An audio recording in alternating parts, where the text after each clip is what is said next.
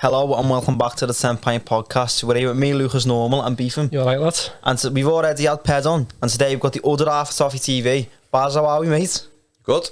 Good, thanks for coming on. Dry now. Yeah, it's drenched on the way in. Yeah, we'll get started off with, like, how did your football and sort of interest begin?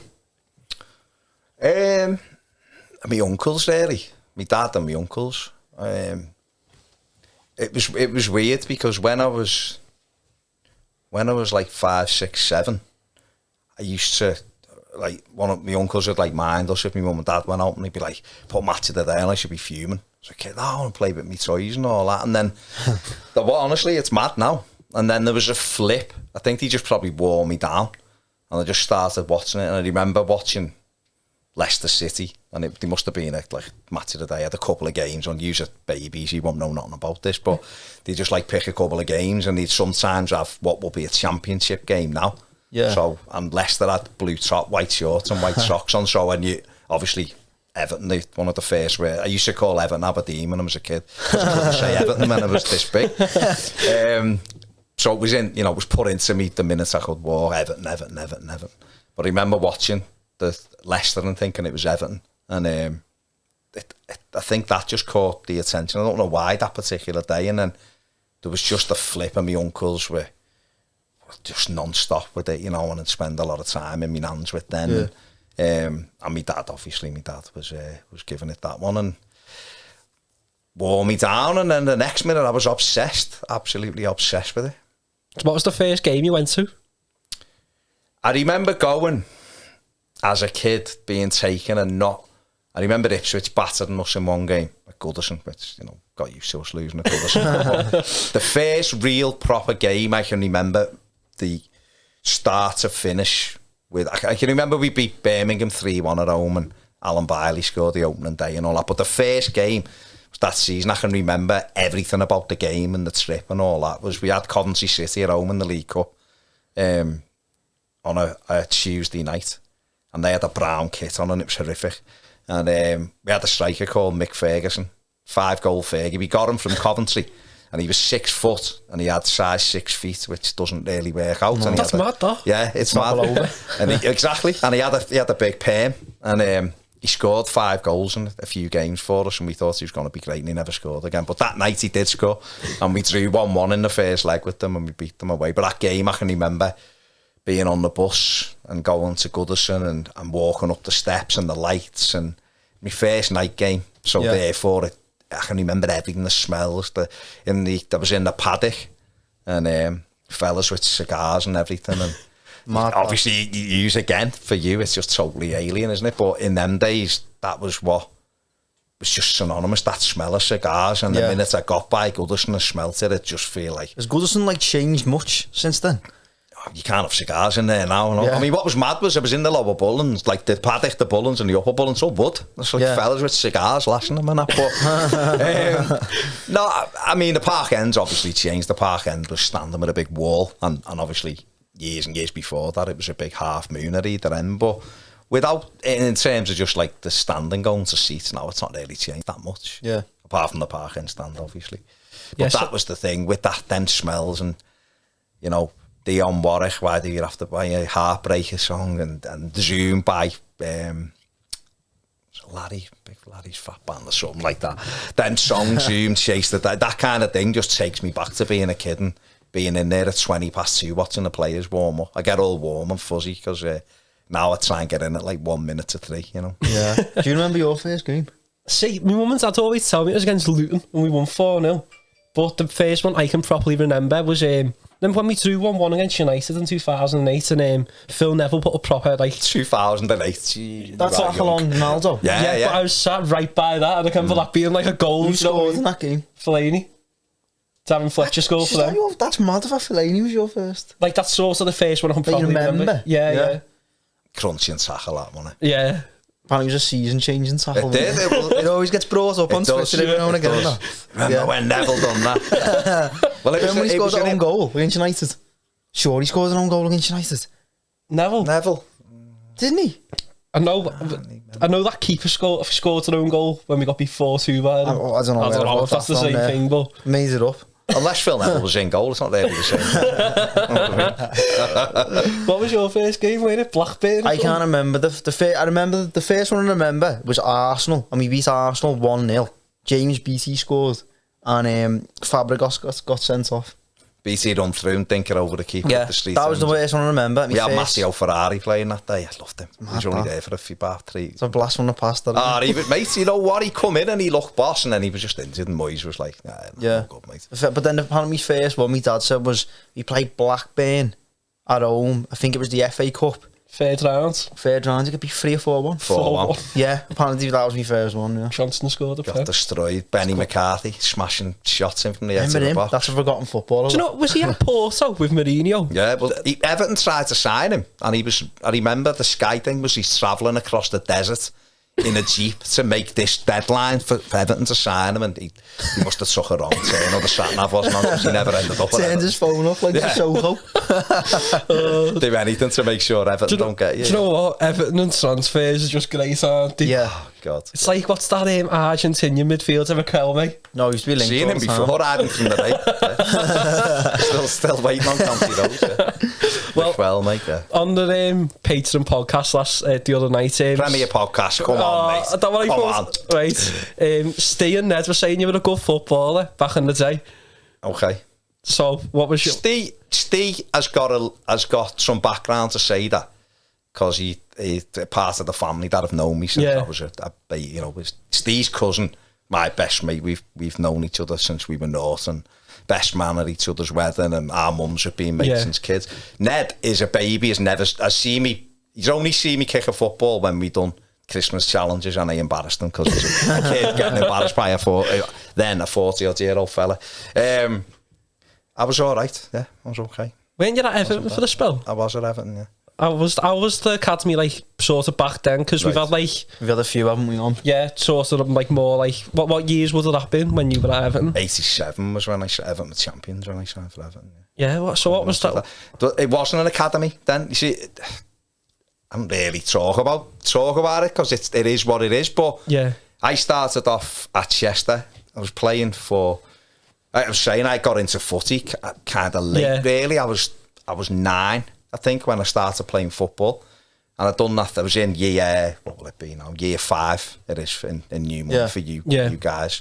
It was 30 years juniors when I was a kid, and I remember going to a trial game. You know, the school was like, "Oh yeah, I'm gonna have a trial and all that." And I remember turning up, and Mr. Flynn, old teacher, loved him. He said, "Where'd you play?" And I was just like, "Oh, anywhere."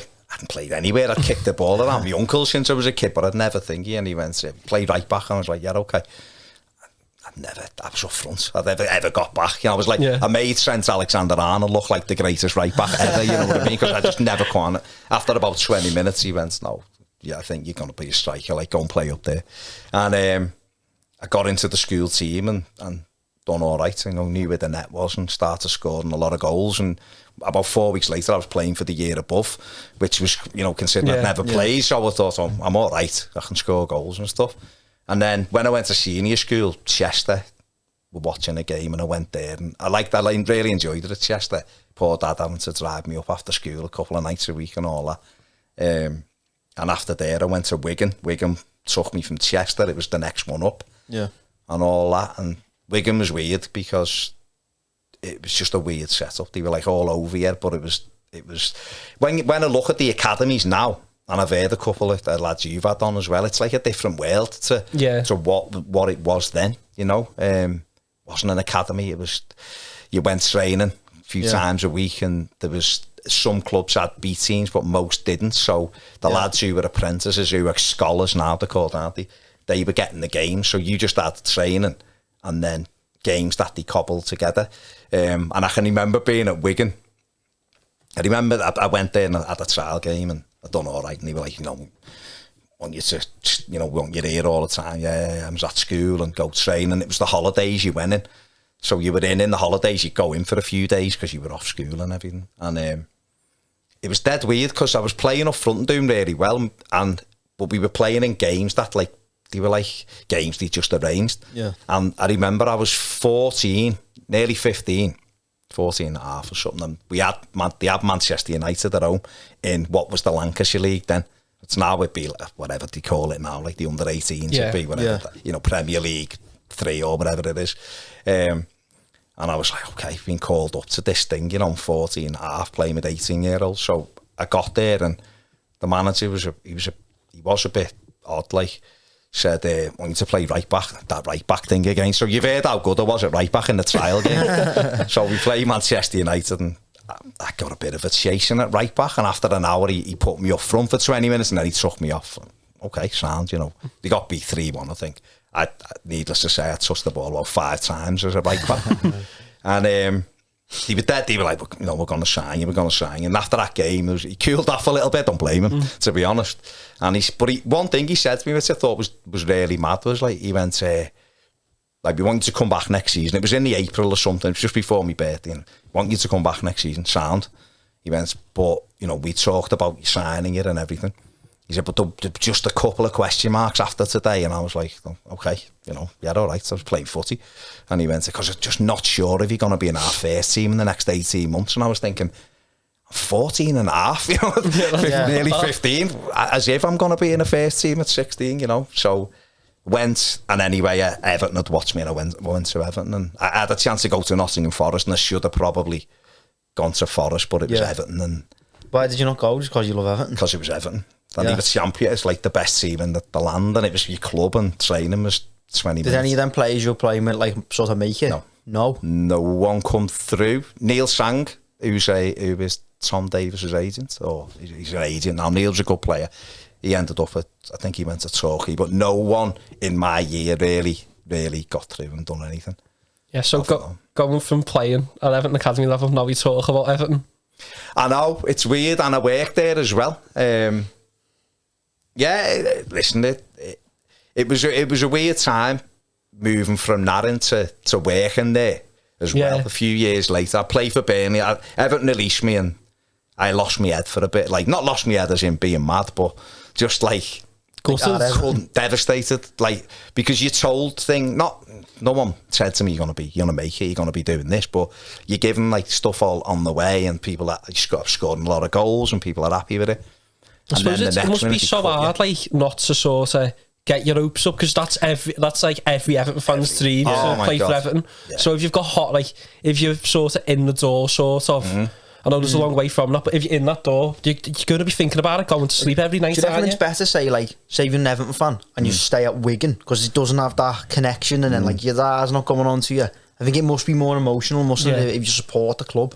Oh, in a way. And there was no, and I think it's still a bit like this now, because I know a couple of mates who've had kids there or nephews there, and when you cut, and there's no support network for it. So I remember when I got told they weren't keeping me, and we just played a game, and I just scored a hat-trick. We won 4-1 and come in, and I've wore the Everton kit in a game, so I'm not bothered. It's like a great thing, but everyone in the dressing, you have to go up and they're telling you stuff, and everyone's going, nervous, are you? And I was like, yeah, and they're going, why? You know, you scored 9 goals, it's sound and all that, and then you get told something else. So after that, I come away, and I had I remember going to, I played a game for Halifax Town against Torquay, this game, and I don't even know what I scored in the game, but I don't really remember because I wasn't interested.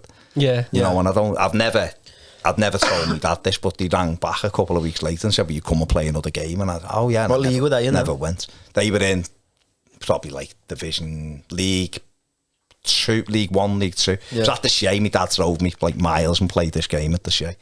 And I went to Bury, and my head wasn't in it there either. And then so you just go, your head goes, you know what I mean? And I went to, and I had a better time at Burnley a bit later, but then circumstances. But for lads who are in it now, and who've been at them clubs since they were 4, 5, 6, and then they're released at like 16 or even 18, it's worse, like 18, like when you're thinking, this is my career, then you're out the door. There's no network for them. It's like, we had Elliot on, didn't we? Elliot Richards, and he was at Everton, I think it was from 10 to 17. And he said, like, from the moment he was cut type thing, like, no one, apart from maybe 1 or 2 coaches, ever contacted him again. That's it, mate. You just, when you're hot, you're hot, and when you're out the door, you're out the doors, you know what I mean? And it's a tough thing, and I mean, you see the numbers, like, you know, whatever it is, less than 1% make it, and it's a difficult environment, you know. Yeah. And then obviously I ended up doing other stuff and was a joiner for a bit and all that, and then I went back and was working at Everton, kind of like 9-10 years later or something, and that was weird, you know. I started off doing the tours, stadium tours with Dave Hickson, God rest his soul, what a fella. We were doing that, and then I moved into the ticket office and ended up doing the tickets for the players and stuff as well as other stuff. But that's a different kettle of fish when you're working, and you do lose the magic very quickly. Does it rub off fast, does it? Yeah. I have to say it does, because it's, I don't know, you just start getting a lot more frustrated than ever when you're working there, when you're like, I suppose because you're closer to it, aren't you? Yeah, because you live in it, you know what I mean? You can't, like, we all live it, don't we? We're Evertonians, so even you go home after a match and you get up to Sunday and get that feeling, you feel sick when you haven't won. And that same old feeling. The same old feeling. And then you go in on a Monday or whatever, don't you? And you go to work, or you do whatever you do in uni or whatever it is, and other things are there. Everything's still there, but other things. But when you're working there, I used to hate, like when I worked in the ticket office at first, sometimes you get like rostered back on after the game. Oh, just sell tickets for the next game? Sell tickets for half an hour after the game. And me after the game for half an hour. Get back in and just be like, people would be there and I'd just be like, why are you buying tickets? Just being, in my head, I was like, why are you here? Go home and go and have a pint, I'd be fuming. So I was like, that's the boss, listen, I'll do anything, but I ain't working after the game, like, not a chance. Because I just couldn't get my head from being devastated if we'd lost to smiling and you know, I'm doing it all. Did you have like contact with the players? You said you're sorting them tickets? Yeah, in the end, yeah. Did you have any mad requests from them? Like they wanted like 100 tickets or something? Not 100 tickets, but they got what they wanted, you know what I mean? Yeah. And not necessarily all in one go, but they got pay for them, like, you know what I mean? But they did get kind of what they wanted. Yeah. It was a bit, it was interesting time. After that, so how did you move on from there to, like, obviously Toffee TV? I left Everton. I left Everton in 2006. And went into social services. I'd had enough of Everton in terms of work, and I wanted to just go to the match and not be on top of everything, you know. And I'll be on. We hadn't had a pay rise for years, and it was low pay, and I had kids and all that. And, you know, it's one of them things, and they weren't even good. You know, and to be fair, it was kind of like Moyes had been there a few years, and we were getting better and all that, but it was time to move on, as it is, isn't it? You've got to, haven't you? And my missus was fed up with me moaning, you know, moaning at work, coming home moaning. And I'd done some work, and I moved into social services, which was difficult. I loved it at first, but then the government make cuts as they do, and gets harder and harder. But what I did enjoy was going back to match. I've just like, so it just became match day again, you know, rather than every day. It's like building up to it. Just like was excited. Got to Goodison again. Got excited about going in the match where normally like I'd be there on like even things like Boxing Day. You're in at 9 o'clock in the morning. Yeah. You're waiting for the game or your New Year's Day and all that. So it just become good. Most people buy online now anyway, don't you? Like, you don't see many people going on TikTok now. Oh, I changed the culture when I was there. Me and my best mate was there now. We would, because people would come. Match days, people would be queuing first at like 5 to 3. I hate missing the kick-off and I'd be walking in at like 20 past 3 because people are just turning up and going. In them days, it wasn't sold out all the time. So people are turning up like 10 to 5 to 3. If you got time to be like, mate, just buy 2 tickets and go in because they're kicking off. Yeah. Me and you've spoken about this loads. When you look at attendances, like sort of 2012 and before, it's all sort of like 31,000. Yeah, do you know what that Gibson game when he scored against City? Yeah. I'm sure it was like 29,000. The crowd, or 30,000. It was something like a City at home sold out in it. Like, why do you reckon that is now? Because we really were better then than we are now. Well, we were miles better, weren't we, under Moyes? I don't know. It's the real answer. It's weird, isn't it? It is weird. But then you know, as a kid, going to Goodison, obviously, I was there with less than 5,000 in a Screen Sports Super Cup game against Man United at home on a Wednesday night, because it was just such a rubbish competition. But I was there for Coventry, and there was 8,000 in the League Cup, and 13,000 in the league. People are throwing cushions and that, and then a year later we're winning the league, and there's 54,000 there. When Howard Kendall left for the second time in about, so it'd have been 1993, 94 season, Liverpool's average gate was 32,000 and Everton's average gate was 23,000. Yeah. And now you look at it, then 93, so we've 6 years from being league champions.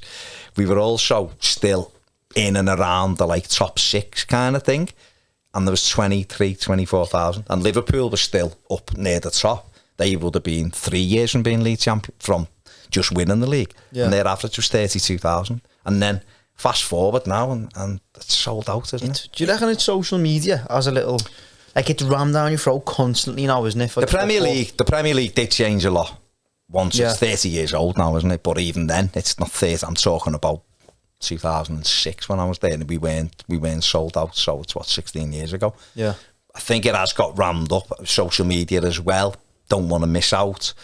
People wanting to go, and the Premier League's just got more glitz and glamour, I think, and it's everywhere. So people go the game, don't they? And it's like with us for the away tickets, we always never on that my own season ticket, just from someone else, which is sad that they sort us and that. You know what I mean? We do get sorted a lot, but I think the last time Everton never sold out at away end was Sunderland Martinez's last game.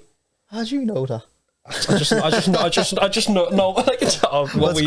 that the Allardyce one? When they won 3-0, yeah. He scored a free kick, but anyway, it's a matter of fact, he scored, didn't he, Coney? The centre half we were trying to buy, Yeah, 2016. So in the last 6 years, we've sold out every away game. Yeah, and then home games. I can't remember the last one which weren't sold out in the league. Anyway, it's mad. I don't see where the demands came from. Going back to the ticket office, we were doing away stubs, so I've took tickets back to.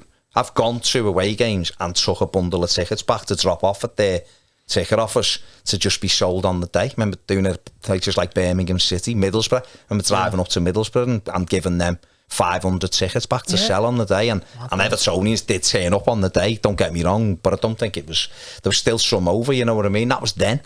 And then obviously the demands got, and certainly, like you say, the last 5 or 6 years, it's like gold dust. I think my half-father told me a story once when we played Villa on Boxing Day, right? And I think must have been my half-father's cousin Lee. I don't even know if they'll watch this, but anyway, apparently he forgot the tickets on the way up for Villa away. But they just been able to just buy them down there. Imagine that now though, forgetting it. You'd have to go back, won't you? You go to bit of thingy for you. If you leave your tickets, you have to go and get duplicates from the box office there. Yeah. And really, they should be able to trace the tickets online. But yeah, there you go. We had quite a few of them requests. Got all the way in, haven't got me tickets. So, go to box office, mate, and ask them, So going on to Toffee TV, I think first season you've done it. Was it Martinez as the same first season? First season, yeah. What a time, yeah. What year is that? 2014? 14, yeah. So what made you start it then? How did you get into it? Because Ped said he'd had a bit of background on radio and that. Had you had anything like that? Or no, not really. I wanted to do it in 2010, not with Ped. Not that I didn't want to do it with Ped. We went I was still smarting from him kicking 7 bells out of me on a Sunday, from about 10 years before. So I'd had in my head, we were just getting marginalised more and more by the telly. There was nowhere to watch anything Everton. Loads of forums and websites and stuff, but there was nowhere to watch anything Everton for anyone. So in 2010, I was like, should do something. I was used to write a bit on Grand Old Team, or do a bit on that. And my mate who I was on there with, I was mentioned it to him, but he was lazy, so it was never happening with him. But it wasn't as easy, obviously, because 2010 you needed good cameras and all that, and I was I've got to, and then they were expensive. I wouldn't even know how to how to kind of do it, so it kind of got shelved. So I was doing a bit of writing. I'd been to uni before I went to university later. I went to university when I was 22. Done my A-levels again, went to university when I was 22. So I'd done sport geography and done some journalism there. So I got into like the writing and stuff as well. So that was always there. And then frustrated, so I've done a little bit on websites just to get stuff out, you know, writing and that. And then used to see Ped in the street end, you know, and you should think, not bad to kick him. Still remember when you wellied me off and all that. And because he couldn't get near me as a player, even then. Was he always in the ref's ear on the pitch, Ped? Was he what? Always in the ref's ear? No, you know what? We were in a Sunday league side, played in the Sunday league side with me brother and mates and my cousins and stuff, and I was the player manager. And he was playing for another team, and he's younger than me, Ped, a few years younger than me. So in their team, he was quite quiet, but we used to beat them all the time at this team. Yeah. But they used to kick 7 bells out of us, like, and if we got a draw, they were like giving it the full, you know, celebration and all that, like, because we had the good side. Then their team was all right, but we had the best. But he just off the ball, and they had a big line and all that. But no, he wasn't mouldy like he is now. Don't know where he's got that from, like, because it wasn't as a. He might have been as he played in other teams. I'm quite sure he was. You know what I mean? But so going back, so I knew him and all that, and then he had a radio show in KCC, and I went on. They used to do like a midweek sports show or something. Said, "Do you want to come on? Just follow me on Twitter and stuff." So I went on and done a bit, and we got on all right. And then I said, "Should we do something footy wise?" And he wanted to do that, so he sorted that out, and we done that. And then after a bit, I said, "We should do video. We should start this thing." And he thinks he's like. He tries to take a bit of, but the reality was it was my idea. It just was, you know what I mean? But he was fully compliant, so we done that, and it started off with a camcorder in the studio, which was a bit, it was all right. Well, it wasn't, but you know, it was a start, and we eventually moved to the Winslow for the first show, which was mad and terrifying. Was that a final word for one of the games, or was it like the whole review of the season? It was the whole review. So his season had literally just ended, and we had there was a lad called Jake was on. He was a comedian, but does loads of brilliant work now with mental health for men and stuff. And we had my mate Dave Feely, LCAB. He was in Howard's Way film and all that. Dave, he's a lunatic, and you know he's like very animated Evertonian, bally. So we done it, but it was nerve-wracking. It was being on camera and actually talking to a camera, not talking to someone on the other side, you know, and it was horrible. It was terrible, really. Believe me, it would be as bad as me on our first podcast we done live. I didn't speak a word, did I, lads? Oh, yeah. I bottled it. But it's mad though, isn't it, when you do it, because especially... You don't think before it, do you? You're there and camera goes on, isn't it? Like, thing, now it's different, isn't it? But you relax, don't you, and do it, and it is funny when people... Who are quite opinionated, like when we have them on, they come on and they sit down, you press, and you can see them. How long did it take you to get used to the camera, would you say? Just doing it. I wouldn't have a thing where I went, it took, you know, it took like 3 months and I was used to it. We done that first one we enjoyed it because it turned into a conversation, but the first bit was like horrible. It was like feel sick kind of thing, you know. What's it going to be received like, and there's all of that obviously. And when we had Derek Mountfield on, I think the second one we did there, and we moved on to recording with a phone, and we pressed record because, like Ped said when he was in, didn't he, the people who did it for us, it took ages to get it turned around. And what started off good on a Monday, by the time Thursday come, you'd lost. Just a quick soundbite. He wants to talk about the fact Everton got beat 3-0 at the weekend on Thursday. You're thinking, what about this week? So we had the moments where we recorded with a phone, and you press record and sit down and go over to it, and it'd gone off after 11 minutes and you'd done an hour. You were like, God, let's do another half an hour to match it and try and remember what we said. So we had lots of good moments like that. I can remember being made up me. It's like, I must have been about 13 then when you first posted that first video, and being like, I think there was one who'd done a few sort of fan cams. Well, not fan cams, just in his bedroom. Yeah. That was like, and then there was yous who came out, and I was like, it's like finally sort of a platform to watch someone like thinking what I'm saying. Because the only thing I could compare it to is like when I used to go to the pub with my half after the match, I used to love listening to him and his mates talking about football. Because as a kid, like, although probably looking back, some of the opinions are a bit mad now. Like, my half had a chat on that cone. I should have played centre half before Wembley. But that's another story. Right? But, that's an interesting one. Yeah, because he knows how a striker plays, apparently. But okay. I used to think no opinion, silly, mate. Yeah, but I used to love just listening to them, thinking this is great, and then going to like use having a channel like that, it was boss to listen to. Do you know what I mean? But that was the idea. It was just like we're just having it like we are now. We're just having a conversation, and if people want to watch it, sound, and if they don't, it's fine as well. You know what I mean? But it gives us a chance to talk about it. But it give Evertonians a chance to, even if they were shouting at the telly, which I know probably most do a pet anyway with some of his views, and me obviously. It just gives you something to go, either, you're seeing the game maybe the way I do, or no, I don't see it like that, I see it differently or whatever. And then the idea is to get more and more people involved. So that's and it's evolved then. And obviously when you have a studio, and as you've got here, you come in and it's there for you, it makes everything so much easier. What was like the transition from going from like working and then both of you making the decision to go full time, like? Yeah, it was, I'll be honest, I was working, like I said, I was in social services, so it started being a case of I was on flexi time, so I'd do more hours and then be able to get off a bit earlier. But I'd finish work at like 4:30 and then be in the studio till 10. Yeah. Trying to get videos done, that would be content for the next few days. And then we'd try and get back in like on a Thursday or something and do another, just to try to thing, yeah. So obviously my missus wasn't too happy with that, and you've got to balance all that as well.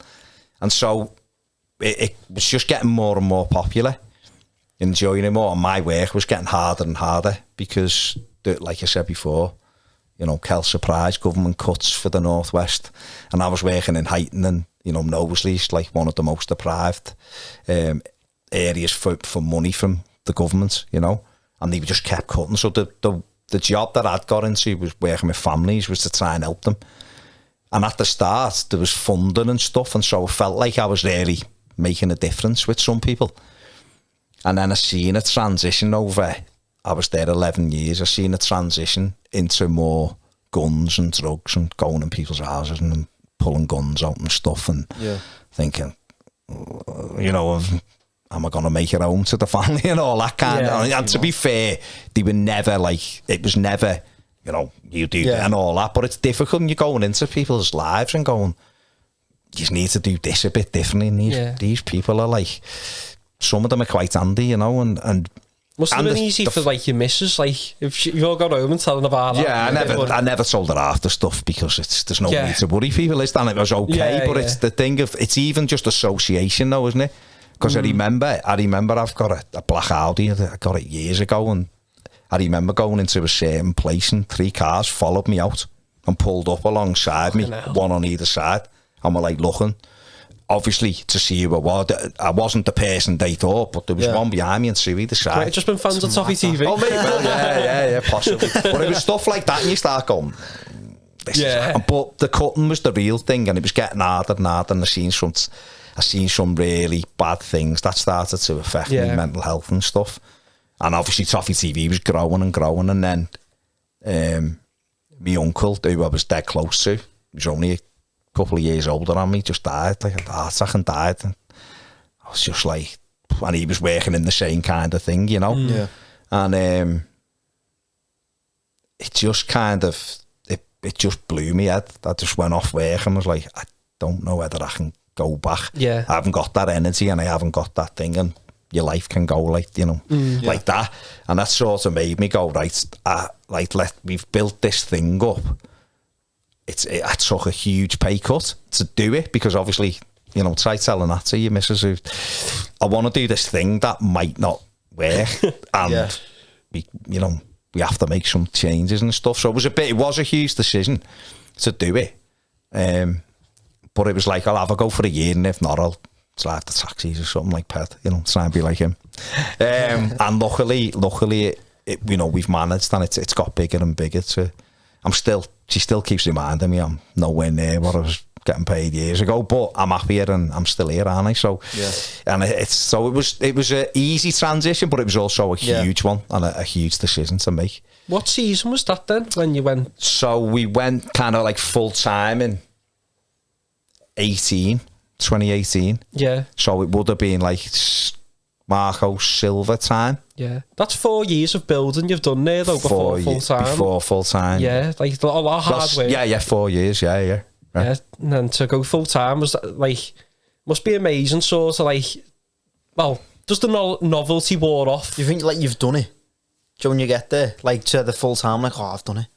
Like, do you know what I mean? Yeah, I know exactly what you mean. And when I was in social services to be at that point, I would be like, oh my God, imagine. But no, because I'm always thinking it needs to be better.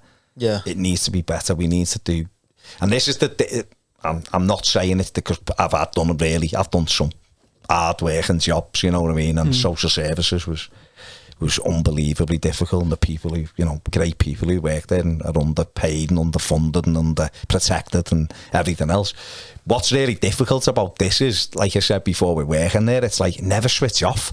Yeah. And cause it's your own, you'll know this with just like trying to keep this, like try and build it. You're always looking at stuff. So I'll come home, like last night, just for argument's sake, I come home from the studio, got in at 7:30, and then my missus is like, sorting food out. And I'm like, yeah, just go on. And I was on my laptop till 8, and then she come in and was like, we're going to watch something together, like, yeah. So I put my laptop, and then she fell asleep, and it was back out till 1:30, because I'm going, need to do this, need to do. So it's you're always like switched on, trying to like look at things, or can we do this better? But it's amazing going to, isn't it? Football news never stops. Yeah, never stops. Yeah, it is hard, isn't it? Like, it is hard. It must be hard for you thinking, are we going to sign someone? And then you've gone home, and then someone might sign someone last minute. That's like the Pickford news yesterday. I can imagine, like it's big, isn't it? I wish I was in the studio there to cover that now. It's hard because, like, obviously, we're not too bad with that because I've got some good mates and we get quite a bit of info, like, beforehand. So we're normally ahead of it with that. But, like, we got the Pickford news. I'd already done the thing and wanted to go. I was but I didn't know what time it was going to break. Yeah. Can't you just put it out breaking? I don't do it. It's not my thing. We don't want to do it. It's a bit of a risk, though. Let's say you just put something out breaking, and then it's not real. It's not even. That's just like not. It's just not like what we do, and it's not. Yeah. No, it's that the club will do it, or other people will do it. That's fine. That's not really what kind of like to do. You know what I mean? And a lot of people who I speak to, I wouldn't like. I speak to them and it's like, it's just, it is what it is. It's not, I wouldn't break anyone's confidence kind of thing to do it. It's not, it's one of them, isn't it? But it is annoying, like, because I was thinking I might come out today. Yeah. We cover it today, and obviously it came out as I was driving home. I was like, oh, well, we'll talk about it tomorrow. Gives you something to talk about. It was good because it gives us a topic to talk about today on the dinner time live thing. So it was all right. What's been your favourite moment so far on Toffee TV? Like on it, as like working, thinking, this is a mad moment, like a highlight type thing. Duncan Ferguson in the studio was a mad one. Yeah, that was a mad one. The first time we were at something and he shouted at me, it was mad.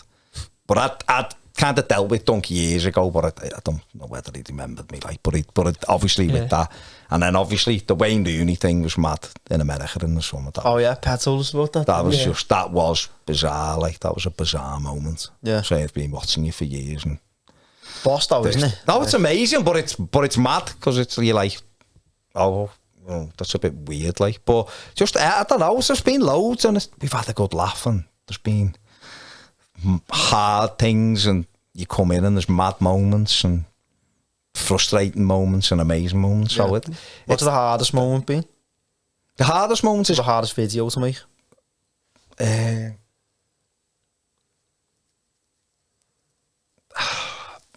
think every time you lose, and you go in and you've got to be, you haven't got to be, but I don't like to go in and continue to just be depressed about it, because I just think if you're watching it and you're depressed and I'm even worse, after a bit, that's like, you're just going to be like, this is, I feel like that, but you're just making me worse, mate, you know what I mean? But I think it's difficult to go, like Martinez was difficult because he's such a lovely fella, and we got to spend some time with him, so you don't want to.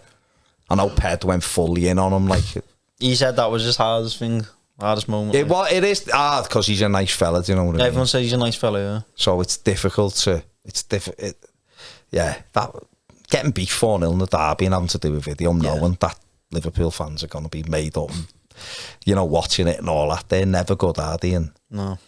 But yeah, when you lose a game and having to do like the final word and try to be a little bit upbeat is always. Do you find it hard to like control your emotions after the game sometimes? I always give myself time. I had one moment of weakness years ago after Millwall where I recorded immediately after the game and I was fuming with everyone, fuming with Mashiri and everyone, and I regretted it the minute it went up. Yeah. And I got a bit of stick for it, but it was raw. Yeah. But I made the thing then that I would never ever do that again. Straight after the game, ever. Yeah. What order do you think people watch the instant match reactions in? Do you know, for you and Ped? For me and Ped? Because I'd always watch his face and then yours, because yours are a bit more sort of like, it's sort of good cop, bad cop, innit? Yeah. Like, I'd say he's the more like, you're more positive. I won't say he's negative, but he's you're a lot like more the voice of reason. It's why I'd like to give myself time. I think people watch it. He's up there quick, aren't he? Yeah. He gets his up immediately. I drive home. I've got my lad with me, and you know, we get in the car and we have the chat on the way home. And I like to just think of. I think it's dead easy. It's dead easy to get a camera 2 minutes after the game and just call everyone crap. I think it's dead easy to do it. It's the easiest thing in the world because you're raging, aren't you? You're raging, and sometimes you're raging, and then. After it, like half an hour later, you think, oh, you know, if I get home and I'm still fuming, I'll be fuming on the camera. You probably have missed stuff as well. If you've been in a game, you haven't watched it back. Yeah. No, but that often happens. Like last week in the derby, like I was saying, someone told me that they'd seen the Maupai shot for Cody and it was going in, and Cody should never have touched it. So then you're going, oh my God. So it's like, so on my match, and I said, I don't know if it was going in. I've been told it was, but I've not seen it. So if he's touched it, I'll be gutted because it was going in. I've seen it again. It isn't. It's going across the goal, I think. So there's little things like that. Or sometimes I've gone, that looked like a red card. And then I've seen it again and gone, it's never a red card. It's just the way because in the match, you're not getting to see it again, are you? So there is that thing. But I always like to just give myself a little bit of time and think, well, try to look at the whole picture and not just like, Ped will quite happily say one thing, but that's his emotion, that's fine, and lots of people love that. I like to just think about everything and then go, if I still feel like that, then I'll say it. But it's just by the time I've got home and had a cup of tea and sat down to film, I've calmed down a little bit anyway. Imagine you doing an instant match, Jeff. Oh, I was just about to say then, like us, when we get on, like, especially on the coach after, like, heavy like we all went to Newcastle last year when we got beat 3-1 on the Wednesday night. Vile, weren't it? And we always say that's the worst ever. What an horrible place to lose as well. Like some of the shouts we were saying on the coach back. What was I saying? Oh, we need to make sure we've got a manager for the championship like Steve Cooper. You saying that we should prepare for the championship now? Just like, and then about half an hour later, you just saw. Well, I would say we were laughing then, but I think that's the only one where we've. It was grim, wasn't it? It is though, that, isn't it? 'Cause it all. Listen, people who shit on me, but. Would say that wouldn't say I'm measured or I'm the voice. On Saturday, I lost it for 15 minutes on Saturday in the dark. I lost it, so I apologise if anyone who sits by me is watching this, because I'd lost it with with Roberts. I hate Andy Robertson, I can't have him, but the Van Dijk thing and all of that, just like lost. Some of the stuff I was saying was scandalous. You just sort of like at the match, sort of like my mum always says like I make sure I don't watch the match at home with my mum and dad, because me and my half will end up arguing. He'll be like, you're angry yet, and then he'll shout 2 minutes later. There's no blame on him, is there? But it's like, I just change for 90 minutes, and then crazy, 5 minutes after, I'm just sound, and then I do it all again the next week, and I'm just like, to be fair, thank God. I'm not going again. Oh, yeah, that's it is mad, so many times. It's the worst is like, I go with me lad, but he sits in the upper Bullen, so it's hard to get, people have to die for you to get seats together in there. So he's in front of me, but he's like 6 seats away. you've got him closer to me over time. He was in the next block, and that's how people assigned to looking after him. But sometimes he'll say something, and I'll go, "Oh my God, he's heard me say that." You know what I mean? Don't say that, mate. And he goes, "Well, you know, you said it." And I'm like, "Yeah, don't listen to me, mate. Have it, you know, try to be positive. Don't, you know, some mad shout." So he hates referees, and I know that's causing me because I despise them all. And trying to get that one out of him, because on a Sunday, like, he's, you know, referees are giving free kicks against him or something, he's laughing, and I'm like, Jack, stop. Just don't get involved, you know. What's your sort of thoughts on, like, I know it's a different topic altogether, but VAR? VAR, I was for it. I thought it stopped certain teams being able to get away with stuff, and it's just plain sight. Doesn't seem to happen. Well, they just do it in plain sight, don't they? And, I think it's... Would we ever go back to not having it? No, I don't think so. I think it's too far gone, but we need to hear what they're saying for a start. Yeah, because I look at it and just think it's half the time. It's like wrestling, though. Yeah. It's like the fixes that's been decided beforehand, what the outcome is. Do you think it's corrupt? It feels that way. And I know people are probably watching, "Oh, shut up, you've got this or that." But look at Saturday, for argument's sake. There was 3 big incidents on Saturday that have just kind of been like, oh well, you know, wasn't a red card by Van Dijk. Even though people are going, it is. Right, okay, well, all right. You either think it was or it wasn't. You know, the Cody thing, the Cody goal, you know, there and there, McGallagher's explanation. James Milner's not playing the ball. What's he doing then? Because he plays the ball and it hits his foot, he's onside, Cody. So if he's not playing the ball, what's he doing? Because is he trying to foul Maupay, so it should be a penalty? Yeah. Is he just sliding? Well, it hits his foot. You know, the explanations are never there, and we don't get them. And then obviously there was the Milner handball, which everyone just sort of went, carry on, nothing to see. And it's like, that's it. But then you see other teams, it's not just Everton, like Newcastle had a goal that shouldn't have been this. West Ham one as well. West Ham. What happened with West Ham there, you know? That West Ham goal, right, I'm in last man standing. 2 people at Chelsea and I had Spurs. That goal cost me £100. I'm never gonna live it down. See what I mean? No, it's that, isn't it? Yeah. And when you watch it again, you can see there's no foul. The keeper's expecting a foul, but he just takes his eye off it. And I think they're the 2 worst though. That Newcastle one, it's a penalty to Newcastle if anything, because of the shove. Yeah. And that West Ham one, it's just like, it's supposed to take away the controversy. All it's done is cause more. It is. Yeah. Look at us at Villa the other week. I mean, Anthony Gordon's goal, okay, he was mad, he was fractionally offside, but there was a penalty on Conor Cody before it. Yeah. Luca Dean pulls Conor Cody. That's not even looked at. They don't go, and then there's the Mason Holgate one where the lad just takes him out in the penalty area, just straight through him with the foot up, and you're like, if that was at the other end, would it have been given? Yeah. Yes. And it does make you feel like that, and it might not necessarily be that. So I think there's good points to it and bad points to it, but what's the referee that said they're going to be in front of a courtroom? I can't remember. Mark Halsey. Was it? Halsey, yeah. I think he said they're all going to be in front of a courtroom one day, the referees or something. What you told me? Yeah. He's already said he was instructed when he was at Anfield or Old Trafford to make sure they got all the decisions. Yeah, he's come out quite happily said that. I've had this show for a while and it's proper stupid, right? But I'm going to say it, right? It's like, I think no matter what, if you're an English referee who's lived in England your whole life, there's going to be some form of bias, whether it's subconscious or whatever. Like, I know myself, if I was refereeing, like, I don't even know, like, Newcastle and someone. So, like, for us getting beat at Newcastle the other year, I might be biased there, even subconsciously. Maybe we've got all the money in the world. Why aren't they all the best referees sort of handpicked from across Europe? Then picture where he's got the Newcastle shirt on. He's a Newcastle fan now, okay. But they hate us now, don't they? Yeah. If he's a Newcastle fan, he's with his mates all the time. He hates Everton. I'm not saying he deliberately goes out and goes, I'm going to. But sometimes, if something's going, signs like, oh. Well, what was the one?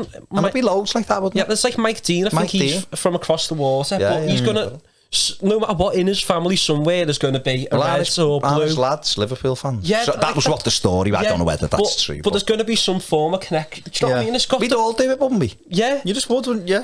You know, if you like had kids and your lad was a Everton fan, or you weren't, say for argument's sake, or there was a club who you all talked about, you hated, but no one felt like that, like you're not another referee, that you're dead good mates with that referee, he supports that team. Yeah.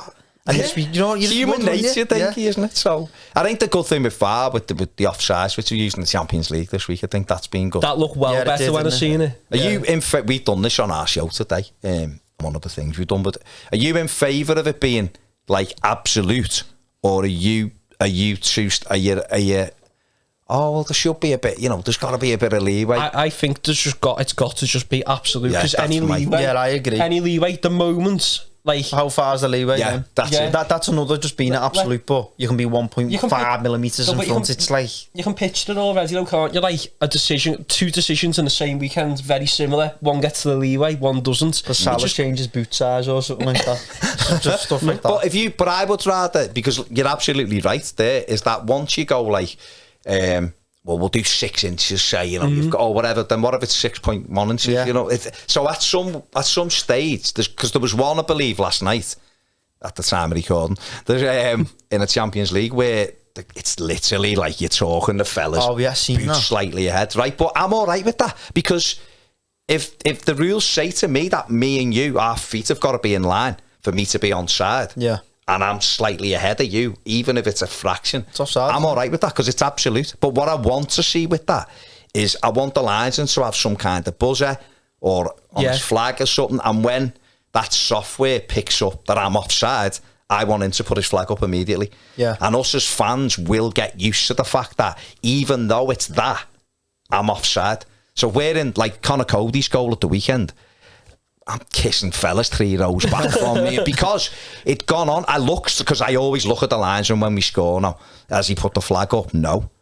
And the thing so we're all going mad. Everyone's celebrating. And where I sit in the upper Bullens, the TV gantry's there. So there's all the TVs.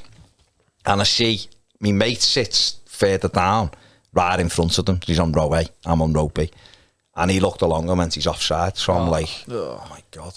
And then he looked again, he went... And he looked back and he went, actually, he could be on, right? So they're looking. And then I looked at Anthony Taylor, and he went like that to everyone, as if, like, get up to the halfway line. So I'm thinking, it's going to be, like, it's going to be given, And it went on that long, that in the end, it's 3 minutes or something, or 2 minutes, 40 odd, and then, exactly. Whereas imagine if this technology's in, and within 5 seconds, say, the linesman puts his flag up, and we all go, oh, he must be offside. It's like goal line technology, isn't it?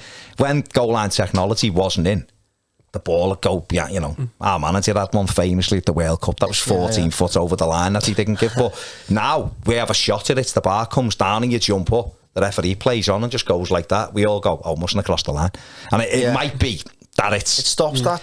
What if exactly, and we'd get used to it, I think. Unless it's Huddersfield at the weekend. Did you see that one? Well, that's only the second time, isn't it, since it come in that it's failed. It failed. It went over. It's like, well, they crossed the line. But you know what? Didn't get given, no. Because the thing did. But you know what's mad about that is, like, and I know they don't have it in the Championship, but VAR should step in with stuff like that and go. Because remember Villa and Sheffield United, and Villa literally stayed up with that decision. The ball was over the line because the thing failed. They didn't give the goal. But they had the pitches immediately to go, it's over the line. So for me, VAR should, because that is a clear and obvious mistake, which is what it's for. They should have gone to the referee and gone, stop the game, go and have a look at this. And he should have been able to go over and go, all right, my thing hasn't buzzed, but that's over the line. Yeah. And that, so I think the more absolute you can get, and you can even then take the offsides off the linesman, can't you? Yeah. You can say to the linesman, you don't need to look when Luke's passed the ball, or you know what I mean? Because think about if you're a linesman, these are fit athletes running up and down, you're trying to keep up. They don't look like the fit of some of them, do they, these linesmen? You know what I mean? Look like they've been on the ale.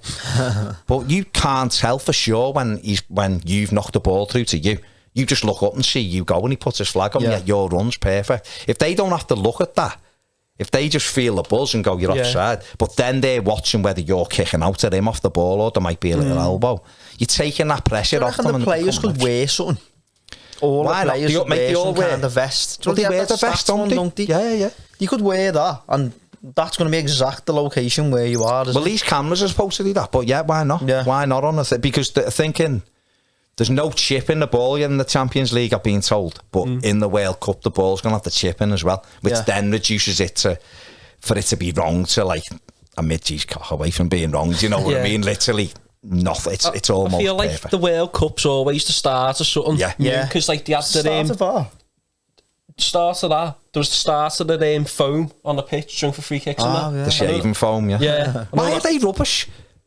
If I get a Gillette thing and go like that and shake it, it's dead foamy. Why can't they just use shavings? I know. You know what I mean? Because whatever they've got, it's rubbish, innit? It goes like that and it's gone. And you're like... You just move it anyway. The players just... Yeah, they just flick it away. You wouldn't have to shave it, that, would you? That's just like patches all over the place. Anyway, in terms of mad things which have happened due to Toffee TV, you've been on the overlap, haven't you? Yes. So how did that come about then, the overlap? I think they just got in touch and requested the Karma one to go on it. No, we just got an email saying, want you to come on. Did it specifically say you? Yeah. Did it, yeah? Mm-hmm. Watching Pet on it. What have you done if Pet just turned up? Especially now with Carragher's tweet the other day. Just think he just ban him, probably. No, I don't know. I don't know what it is. They just come straight. It just. Were you nervous before that? Because it's me. obviously such a big... The very first one.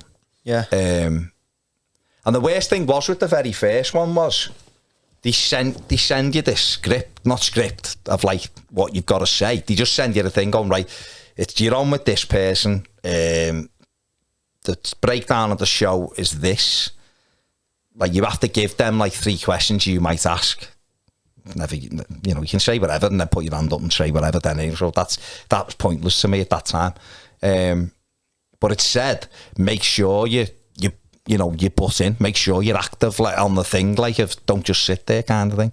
And then he went through it again when we got there, like if you want to say something, say it. So on the first one, I buttered in quite a bit because I just thought, you smashed it on the first one. In terms of all the fan channels there, so you were probably the most active, weren't you? But they told us to be like that, so I was butting in, and then I like people had watched it, like, oh my god, so you were on it, and I was like thinking, I've spoken a little bit too much on this one, but I don't know. It is dominated by like the Liverpool ones, obviously Toffee TV, Arsenal, United, City. That is dominated by them, isn't it? I'd say the overlap. Yeah, well, were you there for the one where Adam McCullough and Gary Neville, they had a proper heated debate about it's about Kane, weren't it, going golfing with Neville, I think. Oh yeah, that was and Flav from Spurs was fuming with him. I asked him to take a few of our players golfing, after that time, Snidel or someone. No, but listen, it's brilliant, a brilliant platform, and it's the sound. Yeah, the lads, Roy Keane, absolutely, what a fella. Is Roy Keane really like that? Do you want the cameras are off? Is he that dry and fame?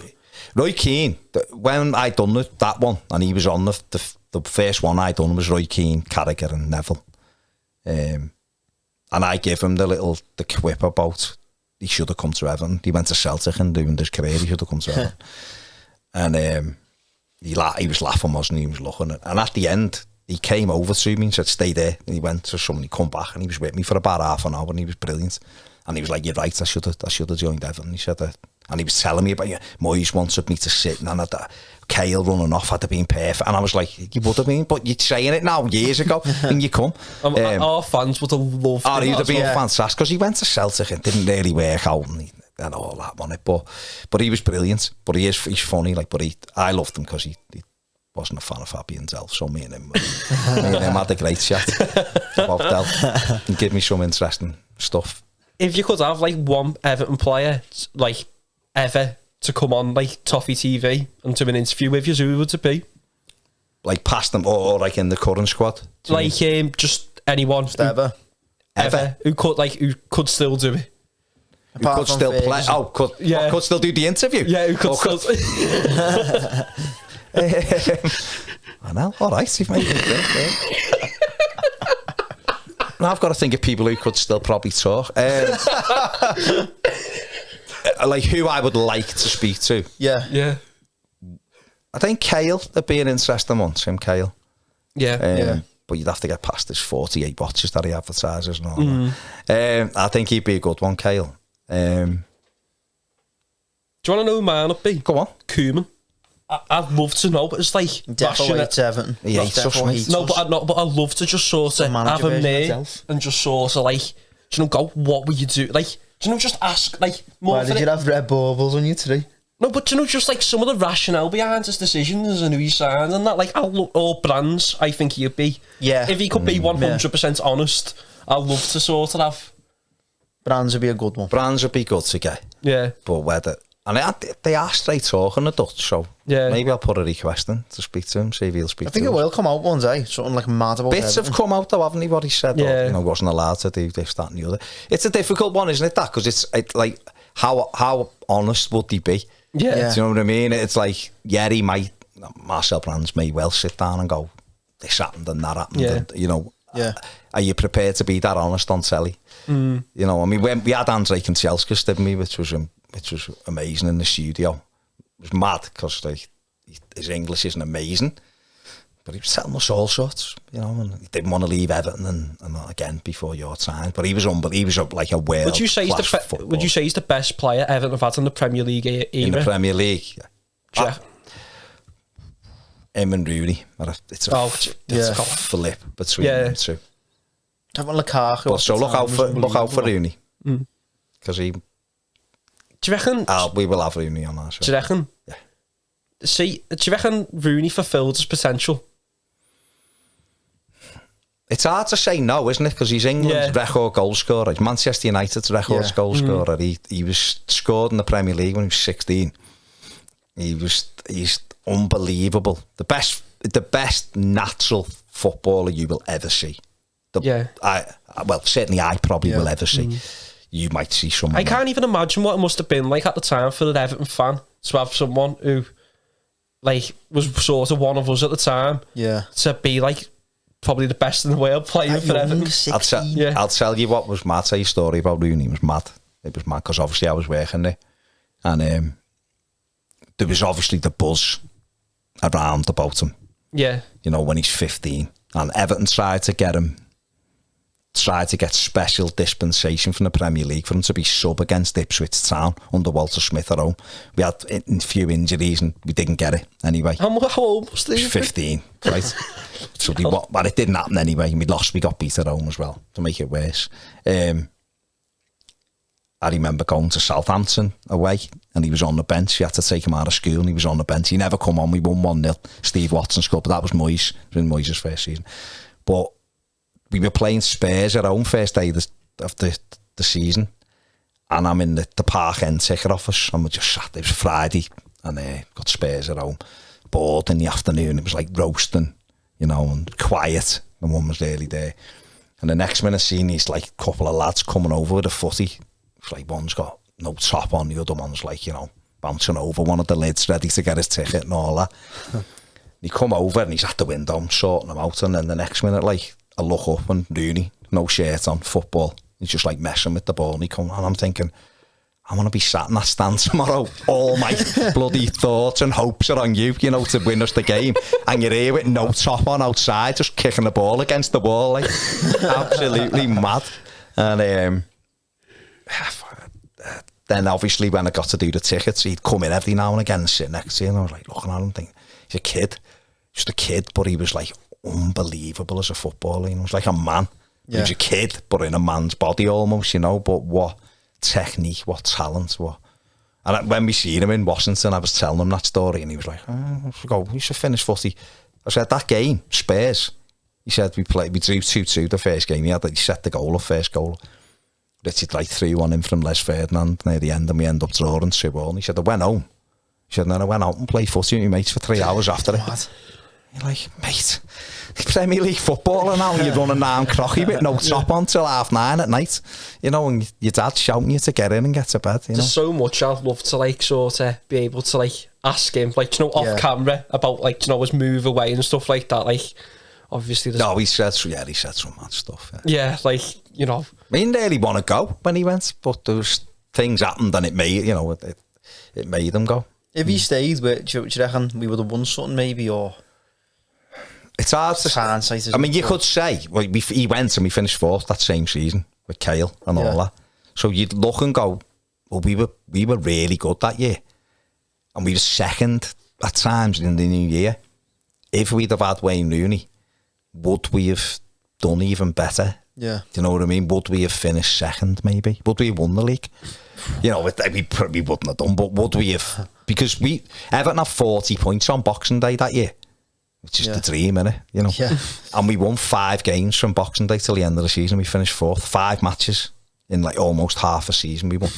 And yet if you would have had him, where would we have finished? But would we have been as good? Because we had Marcus Bent up front, he ran his bollocks off and done amazing work for the team. But then you can't ever compare. But can't say we would have been worse with Wayne Rooney because he was unbelievable. But just an unbelievable talent. Do you reckon if he looked after himself a bit more? Because, I don't know, it's always the rumour that he never really looked after himself. He could have been like a Messi, Ronaldo level player. I think, you know what, this sounds mad because he was obviously, Alex Ferguson was an unbelievable manager, but he almost sacrificed himself by being too unselfish, Rooney. Yeah. You know, he is, I don't know whether he was ever as frightening at Manchester United as what he was at Everton in the first spell. And I mean, in terms of picking the ball up. And remember him playing for England against Turkey when he was 17 at Stadium of Light, and he was unbelievable. That Euros when he ends up breaking his foot when he's playing for Everton. We'd have won the Euros in 2004 if he'd have stayed fit. He was unbelievable. No one could live with him. Yeah. I think I seen on Twitter someone put up like a compilation of him at that Euros. I've seen it. And it's just like, fucking hell, mad. He was unbelievable. And you just had that thing of like, you got played through and you got to go. Run through, give the keeper the eyes knocker in the other corner. And we had that. And what was mad about that summer was we got bounced by Man City the final game of the season. And Everton, throw your hand in, final game of the season. We got beat 5-0 at Man City, who weren't Man City then, do you know what I mean? Yeah. They were like fun. Oh, no, you know, but they weren't City what you think now. Yeah.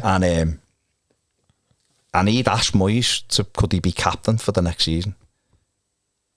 And we ended up selling him like 8 weeks later, or whatever it was, 10 weeks later, because things had happened and Everton needed the money basically, and it's one of them. So it's a case of what might have been, but he was for a natural footballer. And I've seen Everton in the 80s, you know, that winning, being the best team in Europe because they were. But he's the most natural footballer I've ever seen.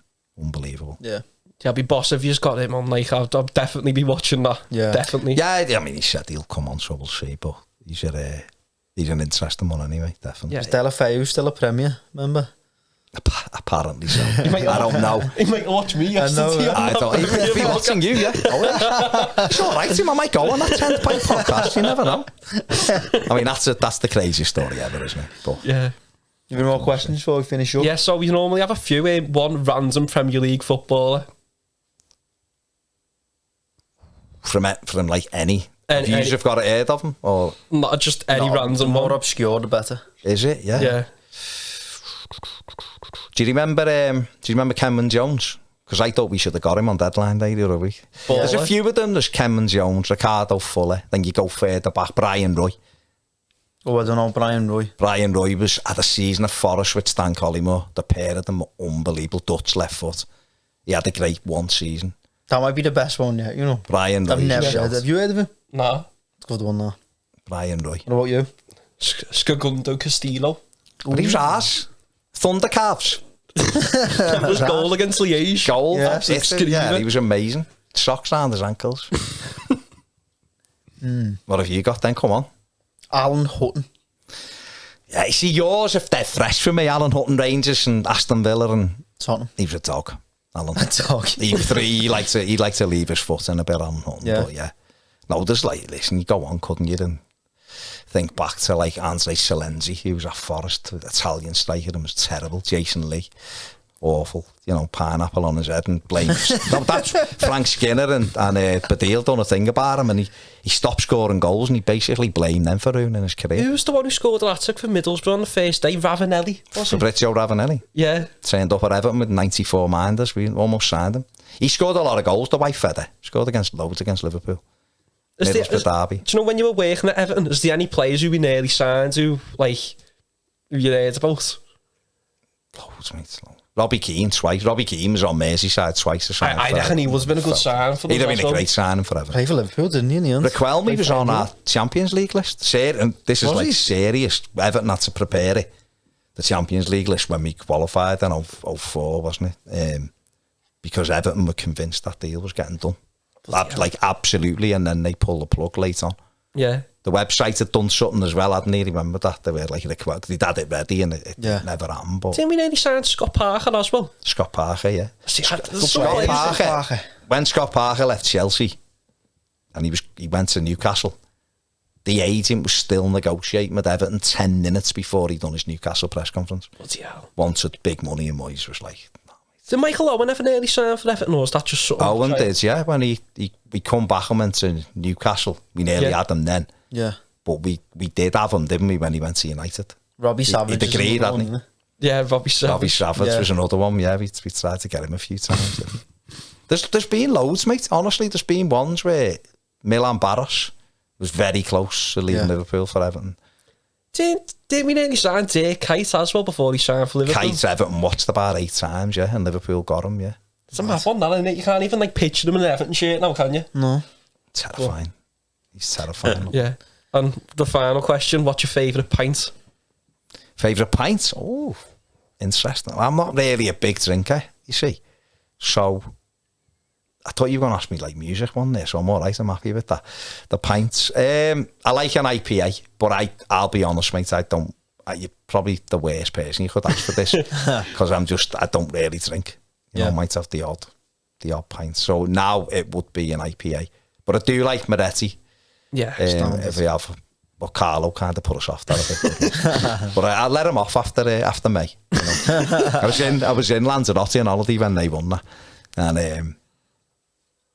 yeah, it was a good night. Yeah, we were all, us three, we were all at a festival, so we were all refreshing our phones afterwards. Couldn't get it, could we? Yeah. For a bit. Well, we were in Lanzarote, I'll just tell you this before we finish. We were in Lanzarote, and I'd just done that overlap, and we were sat in the reception in the hotel. My missus is talking to someone at reception, and this fella comes in and goes, "You're off the telly, aren't you?" So I'm like, Cockney fella, like, and I went, "Oh," he went, "What?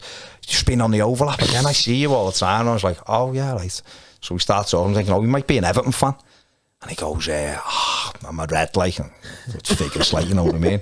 "What do you think tomorrow?" So I'm like, "Oh, I think there's a win, you know." You've got to always err on that side, haven't you? Because, you know, no matter, hell can freeze over and he'd still win, wouldn't it? And so anyway, he was giving it the big one. He was excited and all that. And I was like, "Oh, you know, enjoy the game." I could never say good luck. I'm sorry if any red to one. I just couldn't. And so that night, I'm adamant I'm not watching it. And Zach, my lad, like, "I want to watch it," you know. So we're in an all-inclusive thing, and the telly's in this other room, so he couldn't go nowhere. "Dad, can I watch it?" So me and my missus are here. I'm going like, "Do whatever, mate. I'm not watching it." So I'm eating my food, and like, you can hear like, there's like all these reds appeared from nowhere, like, and there was a couple of Real Madrid fans, like, and Real Madrid scored in the first half, but it got disallowed, didn't it? But it was quiet at that point, and I'm eating, and I just heard Zach scream, and I went, and he's like in this thing, and then he sat back down. He was like that to me, like, and I'm like, "Oh my God, he's getting worse." He comes thing, and I'm like, "That's me, missus. Let's go back to the room for a bit. I can't have this on him, you know, because he'll win, and I can't be doing with it." So we go back to the room, and Zach's like, "Dad, I want to watch it." I'm like, "Oh no, mate, I don't want to watch it." So he puts it on. And I'm like, "Let me get a drink and go in the other room." And I'm shutting the door, and he puts it on, and I watched it for 74 seconds, and Real Madrid scored in that 74 seconds. So I then shut the door and go in the room. My missus is reading a book, and I'm like, I've got headphones in, I can hear it. Oh, come nearly 2, and I'm thinking, and I'm looking at my watch thinking, there's like 10, you know, like 3 minutes left the bounce. Just gonna, my heart rate's going up. Think, don't score now because it'll be grim. Anyway, they win. So I'm going and watch the celebrations then because I can relax. Then the next morning I see me Cockney mate in the bar on his own, face like thunder. I thought, I'm not gonna say nothing to him, you know. Left him for a few days. Have you ever had any other like moments like that where someone's recognised you somewhere? It's that mad? Disney World. In the toilets. The toilet seems to be a common theme, but I remember being in the Magic Kingdom a few years ago, and me and Zach are washing our hands in the toilet, and the fella's like, "America, I watch you on TV, Toffee TV," and we used to do the MLS show and all that, and there's been a few of them in Florida. It's a bit weird. I went to a festival in Lisbon the other day, and some lad said to me, he said, I had someone follow you off Instagram because he said like Nunes is going to flop. He said, I had someone follow you after that video. And you were right. Because you called Nunes out, Darwin Carroll, as you fuming. Before we finish, where can people find you who are watching? The majority watching will probably be from Toffee TV anyway. But well, yeah, there you go. You just said it. Toffee TV, it's on YouTube, and you can find us on Insta and Twitter, and Ned does TikTok. It's one of them. But yeah, come over and have a look, and if you don't like it, fine. Yeah, just don't abuse. Yeah, thanks for coming on. Thanks very much. Don't forget to like and subscribe, and the 5-star reviews on Spotify help so much, so please give us one. And if you like this podcast, you like the one with Ped as well. So thanks very much. Nice one.